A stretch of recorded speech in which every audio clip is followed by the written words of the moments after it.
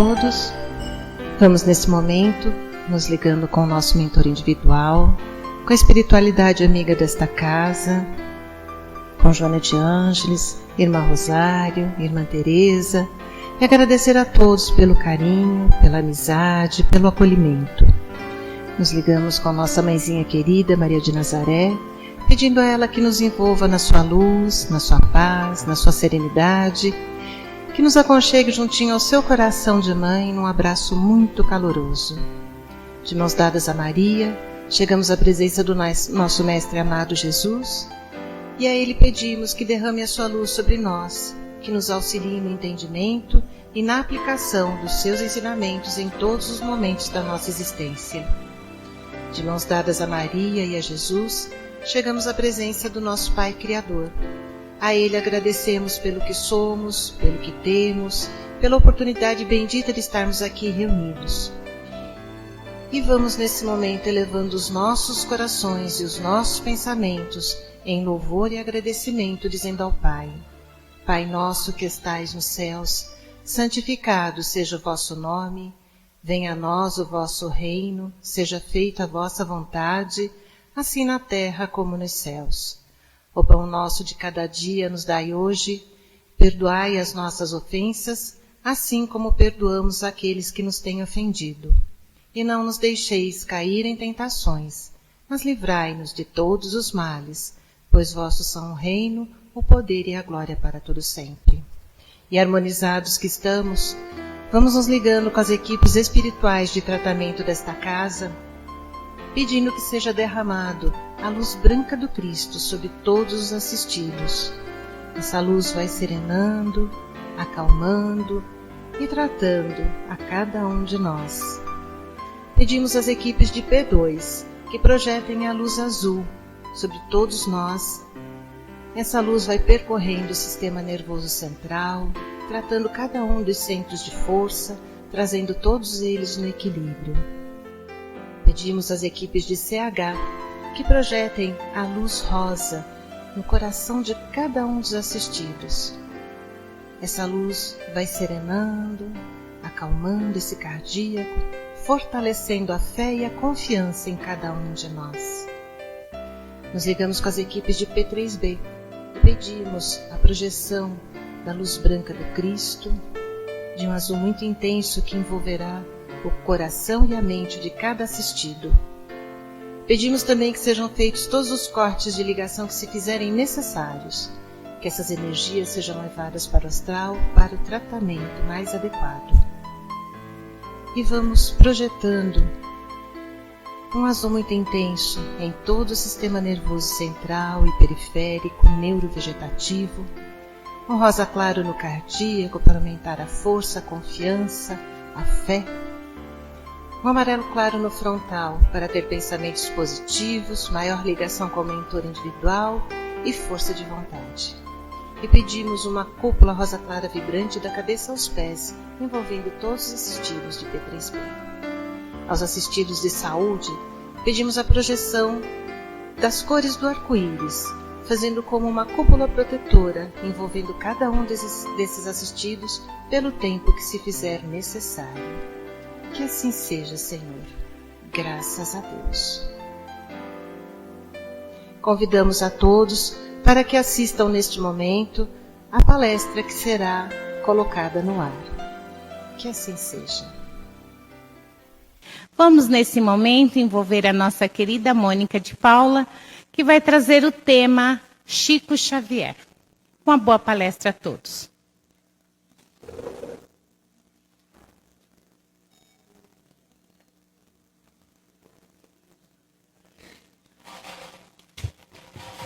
Boa tarde a todos.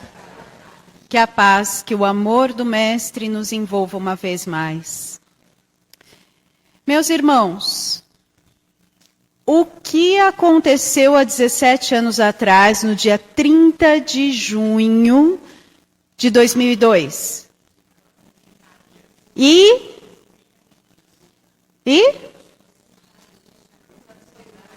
Pentacampeonato do Brasil.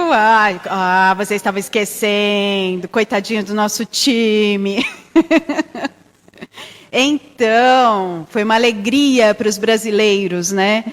Ver o time de futebol, o esporte mais preferido da nossa nação, ser pentacampeão.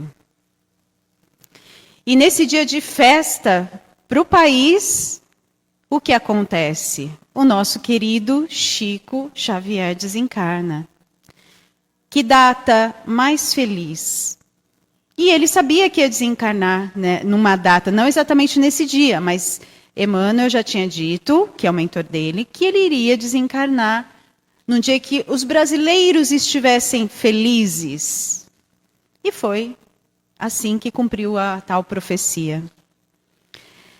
Bom, o nosso querido Chico Xavier, quando desencarna, ele emana tanta luz, ele é recebido por tantos espíritos, os quais ele auxiliou, os quais o auxiliaram, os quais auxiliam a humanidade.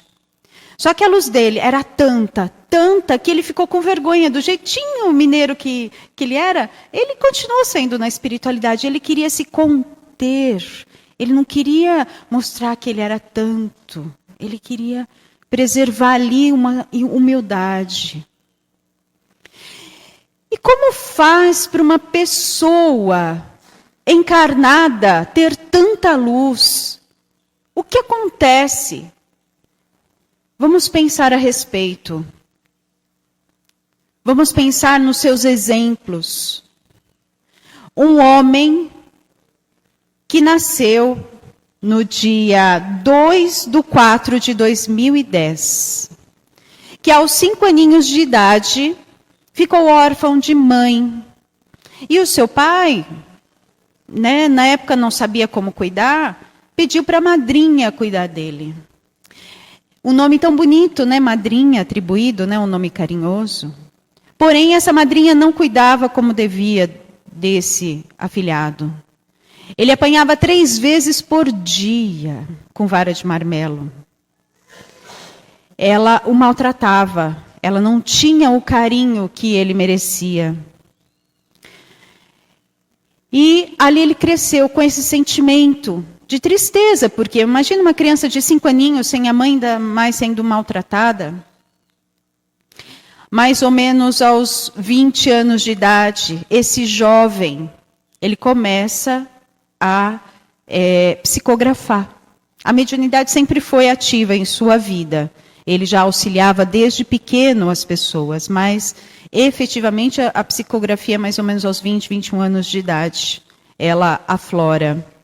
E ele era muito amigo do padre lá em Pedro Leopoldo, onde ele nasceu. E esse padre o adorava. Ele foi criado nos trâmites da Igreja Católica. E eles tiveram uma conversa e o padre o abençoou e falou: segue o seu caminho. E ele o seguiu. Seguiu o caminho. Um caminho cheio de empecilhos. Um caminho cheio de dificuldades. Um caminho que, se nos ofertasse, talvez nós disséssemos: não, eu não quero. Vai ser muito difícil. Mas ele aceitou. Ele aceitou com honra e com muita coragem, porque precisa ter coragem para viver o que ele viveu.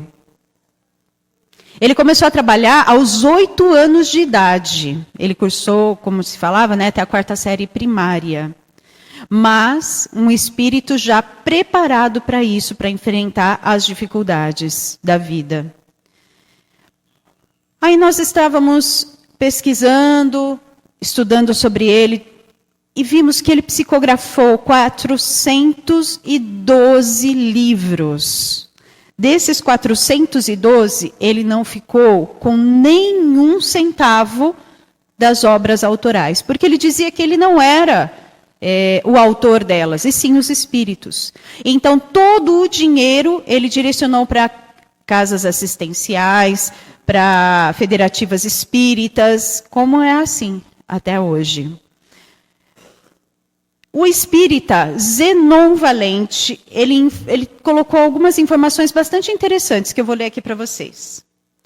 Em 1952, Chico psicografa em 2 dias, meus irmãos. Prestem atenção. Em 2 dias, ele psicografou 2 livros. Um chamado Roteiro, que Emmanuel psicografou, com 172 páginas. O outro chamado Pai Nosso, por Meimei, com 104 páginas. Impressionante, não é? Imagina, a gente reclama de tendinite, de movimentos repetitivos, mas imagina a mão dele. E outra, não tinha nada virtual, não era nada, era na mão, lápis, caneta, ali, folha de papel sulfite.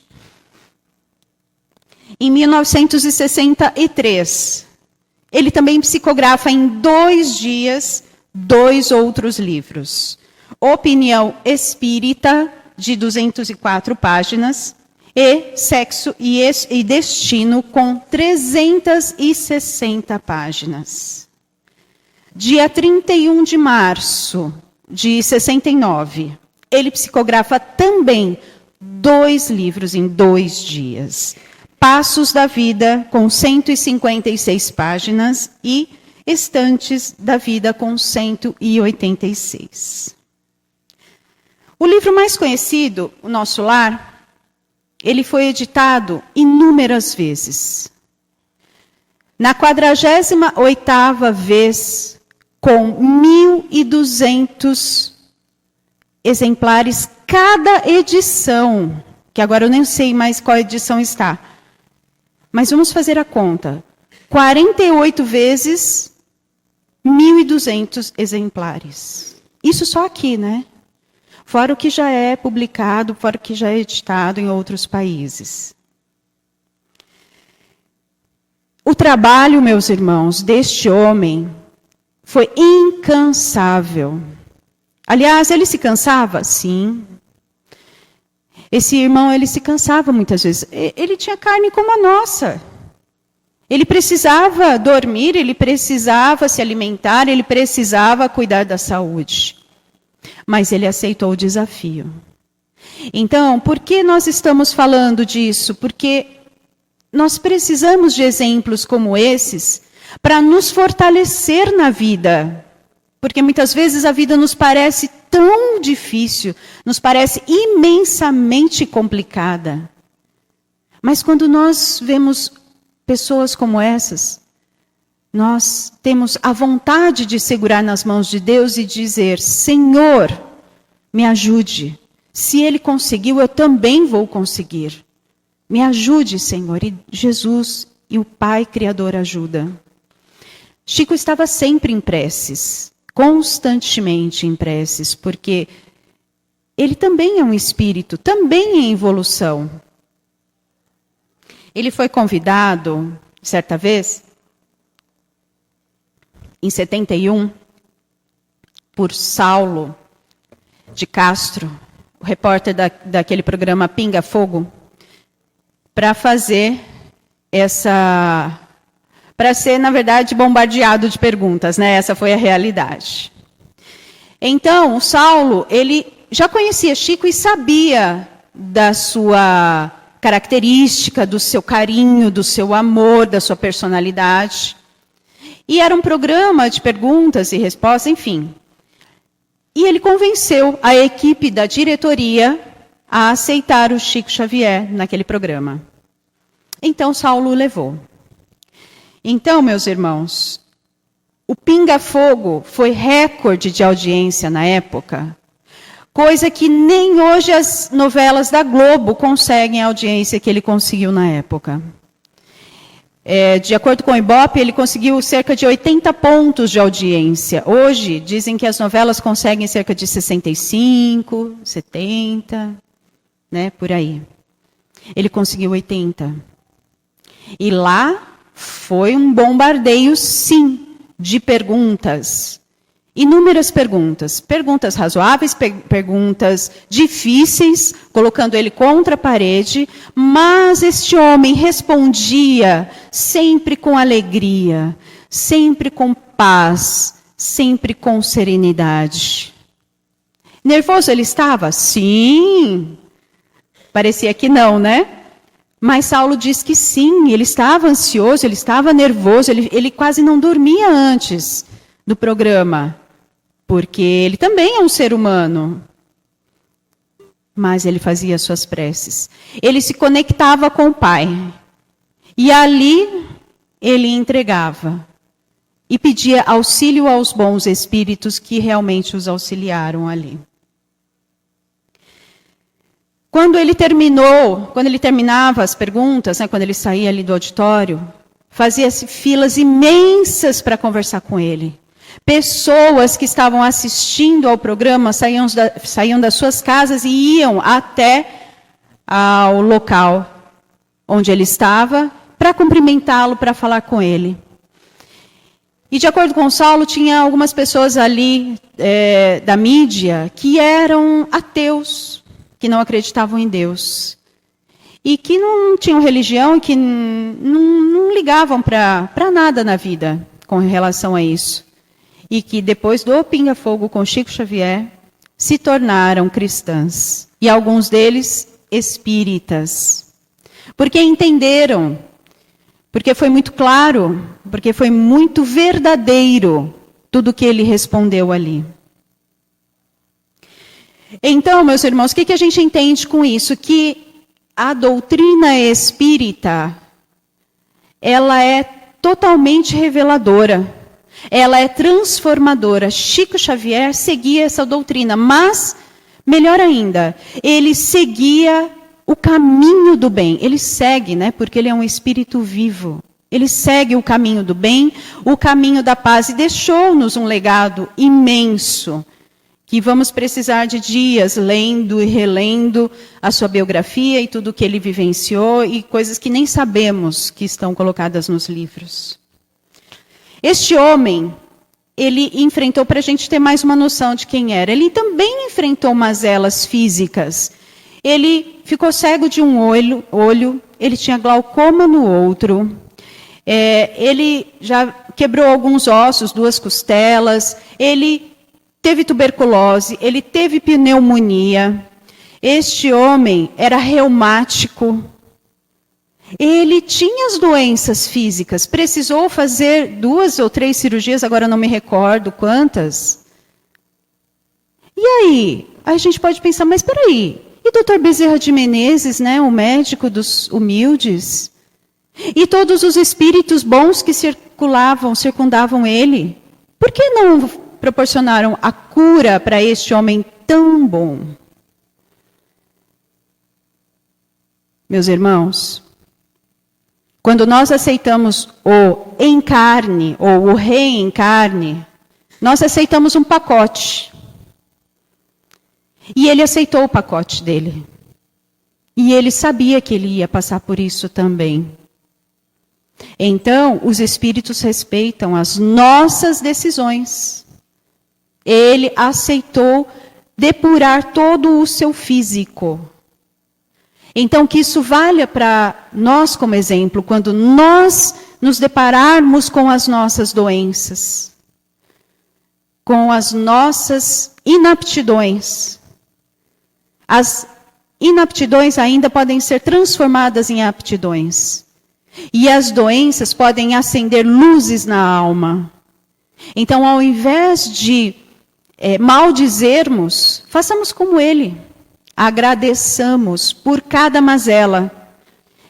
E continuemos na prece. Continuemos com a fé que transporta montanhas, inclusive montanhas de decepções, de problemas, montanhas que atrapalham as nossas vidas cotidianamente.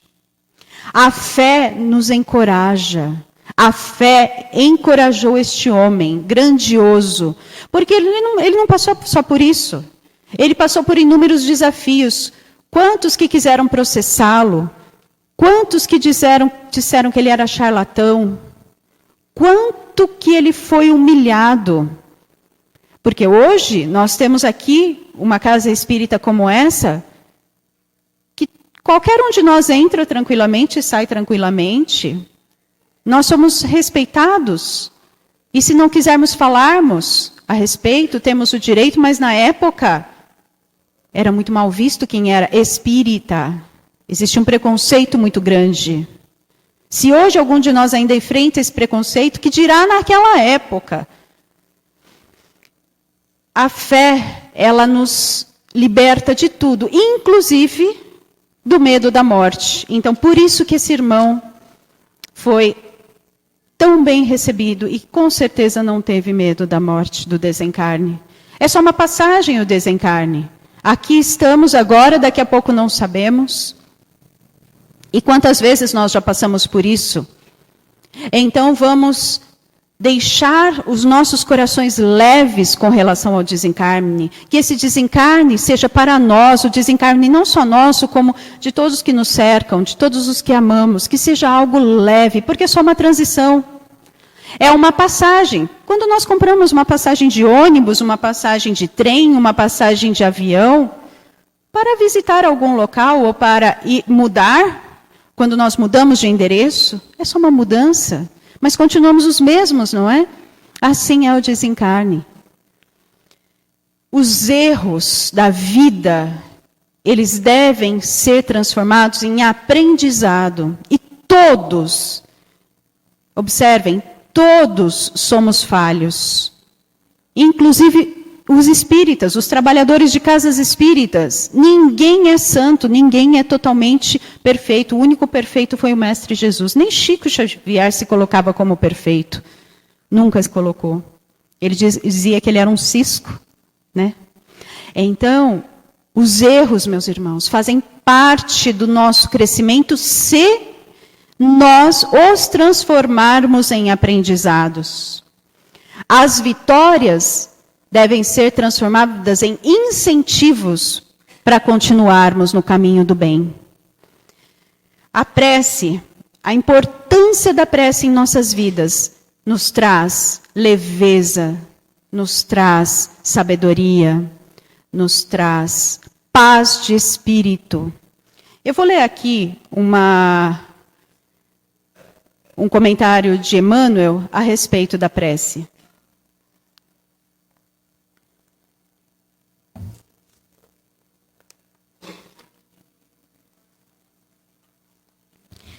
Emmanuel fala sobre o trabalho e a prece. Abraça o trabalho e a prece como sendo a embarcação e a bússola do caminho. Rochedos de incompreensão escondem-se traiçoeiros sob a crista das ondas, ameaçando-te a rota. No entanto, ora e serve. A prece ilumina. O trabalho liberta. Monstros do precipício surgem à tona, inclinando-te à perturbação e ao sossobro. Contudo, ora e serve. A prece guia, o trabalho defende. Tempestades de aflição que aparecem de chofre, vergastando-te o refúgio. Entretanto, ora e serve. A prece reanima, o trabalho restaura. Companheiros queridos que te suavizam as agruras da marcha, desembarcam nas ilhas do enganoso descanso, deixando-te as mãos sob multiplicados encargos. Todavia, ora e serve. A prece consola, o trabalho sustenta. Em todos os problemas e circunstâncias que te apareçam, superar o quadro das próprias forças, ora e serve. A prece é silêncio que inspira, o trabalho é a atividade que aperfeiçoa. O viajor mais importante da Terra também passou pelo oceano do suor e das lágrimas, orando e servindo, que foi o nosso Mestre Jesus.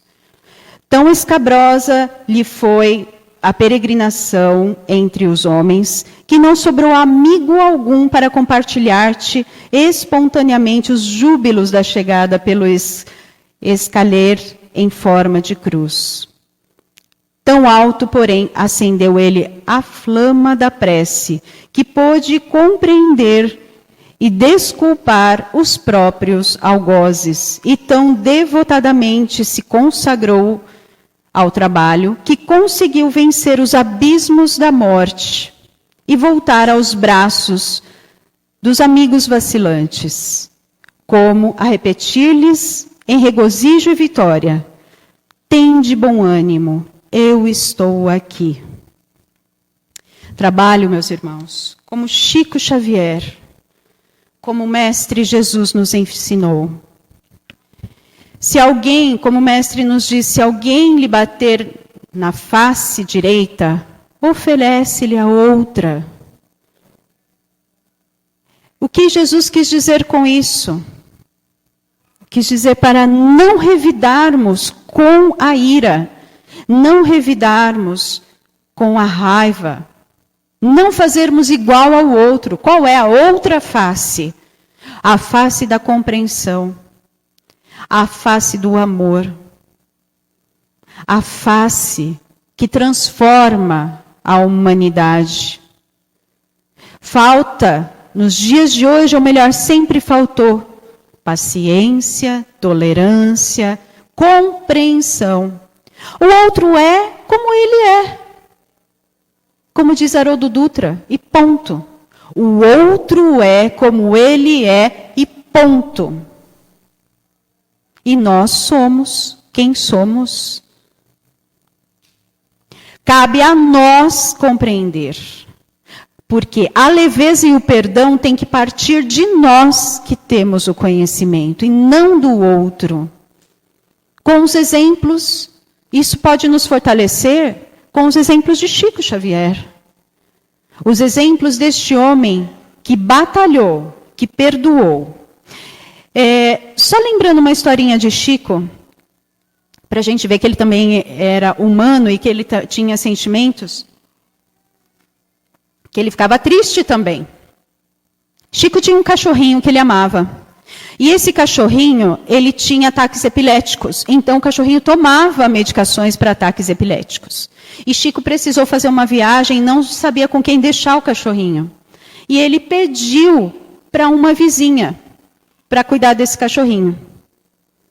E Emmanuel falou para ele: dai a ela o que ela quer. E Chico foi, teve os seus compromissos e não entendeu. Quando o Chico voltou, o que aconteceu? Seu cachorrinho estava morto, porque ela havia esquecido de dar a medicação. Chico ficou tão triste, ainda mais ele que amava todas as criaturas e os animais, ainda mais aquele que ele cuidava. Ele ficou muito amargurado. E Emmanuel continuava falando: dai a ela o que ela quer. E aquilo mexeu com ele não sabia o que fazer, ele não queria, mas aí ele pensou: tá bom, Emmanuel, vamos lá. O que ela quer? Ela queria uma máquina de costura. Chico, porque ele ganhava pouco, ralou e comprou uma máquina de costura usada. Quando ele entregou a essa mulher agradeceu tanto a ele, tanto, porque ela precisava trabalhar e não tinha como. Essa máquina veio para ela como incentivo para o seu trabalho e o ganha-pão de todos os dias. Então, meus irmãos, quando alguém nos ofender, quando alguém fizer algo que nos afetar profundamente, façamos como Chico. Ofertemos ao outro aquilo que ele quer, aquilo que ele precisa, e não a nossa raiva, e não a nossa maldade, e não o nosso orgulho. Que possamos todos levar para casa a leveza do que desfrutamos aqui nessa tarde. E também os exemplos desse irmão, tão carinhoso, tão caridoso. Eu vou pedir para que vocês não aplaudam, mas que vocês fiquem na essência e na luz que está sendo emitida nesta tarde. Que Jesus os abençoe.